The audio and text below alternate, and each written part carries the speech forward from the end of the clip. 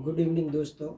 आज मैं आपके सामने एक पब्लिक प्रॉब्लम्स के ऊपर कुछ डिस्कस करना चाह रहा हूँ। इशू जो हमारी सोसाइटी में बहुत तेज़ी से फैला हुआ है, जाति को लेकर, कास्ट सिस्टम को लेकर के, और उस पर तरह तरह की बातें की जा रही है कि कास्ट डिवीज़न जो है सोसाइटी में ब्राह्मण के थ्रू इंट्रोड्यूस किया गया।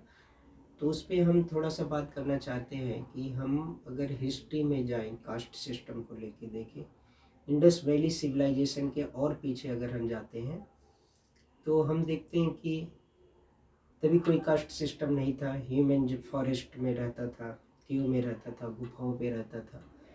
उसके बाद जब सिविलाइजेशन डेवलप हुआ तो भी कास्ट सिस्टम हमको देखने को नहीं मिलता है। और आगे हम चल के आते हैं, इंडस वैली सिविलाइजेशन के बाद वैदिक कल्चर इंट्रोड्यूस होता है। और वैदिक कल्चर में उस पीरियड को कहते हैं जब भारत के अंदर वेदों की रचना हुई, और वहाँ से जो कास्ट सिस्टम आया है निकल कर, उसमें हमको 4 कास्ट देखने को मिलती है: ब्राह्मण, क्षत्रिय, शूद्र, ब्राह्मण, क्षत्रिय, वैश्य एंड शूद्र। और ये जो 4 कास्ट सिस्टम है ये फैमिली के अंदर हुआ करते थे, जो डिपेंड करते थे एक ही फैमिली के अंदर 4 टाइप के कास्ट सिस्टम हमको वहाँ देखने को मिलता है वैदिक कल्चर में। और जो नॉलेज का काम करता है, डिस्ट्रीब्यूशन का, टीचिंग का काम करता था उस पीरियड में, उसको ब्राह्मण बोला जाता था एक ही फैमिली के अंदर। जो सिक्योरिटी का काम करते थे उनको क्षत्रिय बोला जाता था। जो बिजनेस व्यापार किया करते थे वो वैश्य होते थे। और जो घर के अंदर सर्विस का काम करते थे उनको शूद्र वर्ड से वो लोग इंट्रोड्यूस करते थे, संबोधित करते थे। लेकिन जब हम वैदिक कल्चर से वैदिक ट्रेडिशन में आते हैं तो ये चीज़ें हेरिडिटी हो गया। ब्राह्मण का लड़का ब्राह्मण हो गया, क्षत्रिय का लड़का क्षत्रिय होने लगा, शूद्र का लड़का शूद्र हमको देखने को मिल रहा है, वैश्य का वैश्य मिल रहा है। और ये सिस्टम अपने आप, किसी ने इसका डिवीजन नहीं किया। सोसाइटी में जैसे जैसे हम आगे बढ़ते जाएंगे, कास्ट सिस्टम अपने एक बैड फॉर्म में कन्वर्ट होता चला जा रहा है।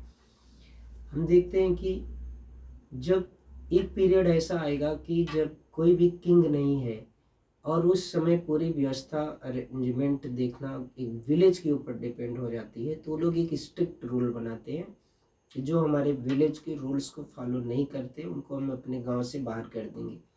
और इस तरह से ये जो जातियां 4 पार्ट में डिवाइड थी, ब्राह्मण, क्षत्रिय, वैश्य और शूद्र में, और भी ज़्यादा डिवीजन देखने को मिलता है। कुछ जातियां तो डिवाइड हुई थी प्रोफेशनल बेसिस पे बन गई थी। जो ऑक्यूपेशन करते थे उससे एक न्यू कास्ट का जन्म हुआ। जैसे कारपेंटर, ये लोहे का काम करते थे, इनको नाम दिया गया। जो वाशरमैन थे, कपड़े धुलने का काम करते थे, धोबी, एक न्यू कास्ट का जन्म हुआ। कुम्हार जो मिट्टी के बर्तन बनाते थे। इस तरह से डिफरेंट डिफरेंट प्रोफेशन के ऊपर वेस्ट कास्ट बर्न हुआ और न्यू जातियाँ क्रिएट हो गई। उससे भी ज़्यादा और हमें कास्ट डिवीज़न देखने को ये मिल रहा है कि जैसे और आगे सोसाइटी में पढ़ते हैं तो विलेज कंट्रोल कर रहा है सोसाइटी को, और कोई भी अगर विलेज के रूल्स को फॉलो नहीं कर रहा है तो उसको विलेज से बाहर कर दिया जा रहा है।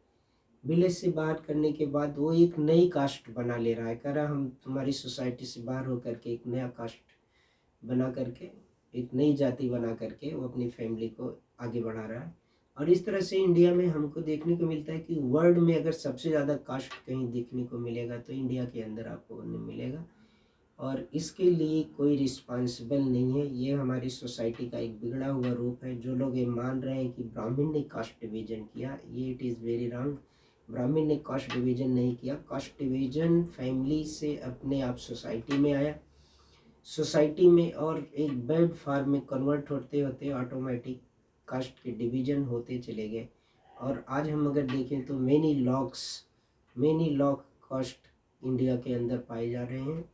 और इसके लिए कौन रिस्पॉन्सिबल है, तो हम नहीं कह सकते कि सोसाइटी रिस्पॉन्सिबल है, सिचुएशन रिस्पॉन्सिबल है इसके लिए कि ये इतने बैड फॉर्म में कन्वर्ट हो गया है कास्ट सिस्टम। जबकि आज हम इक्वलिटी की बात कर रहे हैं।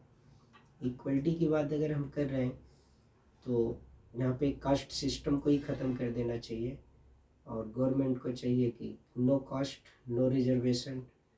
और तब अच्छा सा अम्बेडकर जी का लिखा हुआ कॉन्स्टिट्यूशन का रूल फॉलो हो जाएगा। इंडिया के अंदर एक समानता, यूनिफॉर्मिटी आएगी, इक्वलिटी आएगी सोसाइटी के अंदर। डिफरेंसेज जो सरनेम से, जाति के कारण से सोसाइटी के अंदर डिफरेंसेज हमको दिखाई देते हैं, और सोसाइटी के अंदर डिफरेंसेज नहीं मिलेंगे। एक समानता, इक्वलिटी ऑफ राइट जो हमारे कॉन्स्टिट्यूशन में लिखा है 100%, ये तभी लागू होगा जब हम इनमें से कास्ट को एकदम निकाल दें। No SC, no ST, no ABC, no general. हम अपने नाम से जाने जाएंगे, हमारे नाम और हमारे आधार कार्ड यूनिक आइडेंटिफिकेशन नंबर है।